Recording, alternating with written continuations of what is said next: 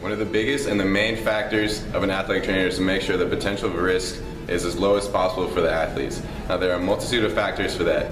The one is environment surrounding the athlete, the other is the physical condition of the athlete, and the other is the skill level of the athlete. A pre-participation physical examination is one of the first and most important injury preventive measures that you can take. Physical examination? Yeah! Physical and environmental conditions are something an athletic trainer should be aware about. These can include checking equipment, scanning the practice and playing areas for risks, and working with coaches to make sure it is being run as safely as possible. You should also be aware of extreme environmental conditions.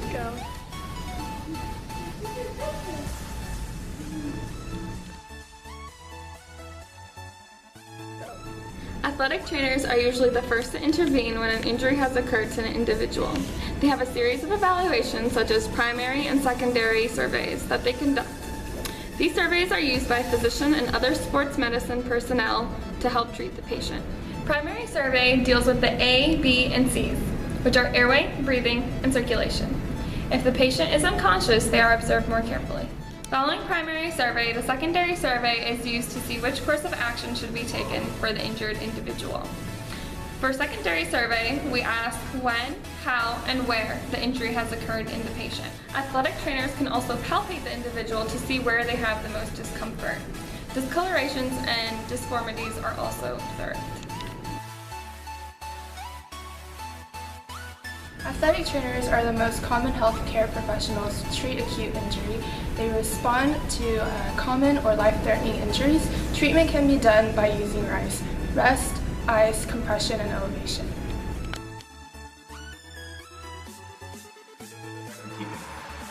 If the athlete is injured, it requires a course of action by the trainer.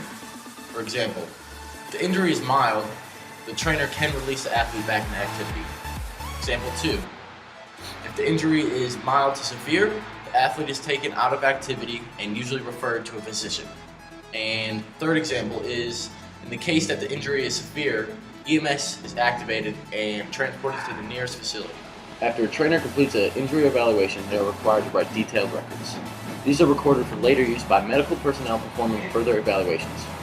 The common method used to record injuries is the acronym SOAP: Subject, Objective, Assessment, and Plan. Pain, swelling, and decreased range of motion are immediate effects of an acute injury. Following injury, there is usually a period of inactivity that can lead to atrophy, as well as decreased muscular strength, endurance, and neuromuscular coordination. Muscular strength and function decreases as the number of days of inactivity increases. To prevent this loss of function, an individual should follow a systematic rehabilitation program that includes passive and active exercises, as well as aerobic and resistance exercises.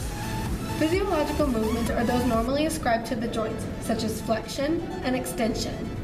Accessory movements are small movements that are used to reposition the bone for normal physiological function, such as supination and pronation of the wrist. Many athletic trainers work in a position of autonomy. This requires athletic trainers to be responsible for a variety of issues related to the organization of the athletic training program. It is important for athletic trainers to be responsive to these issues so that the best care can be provided to athletes.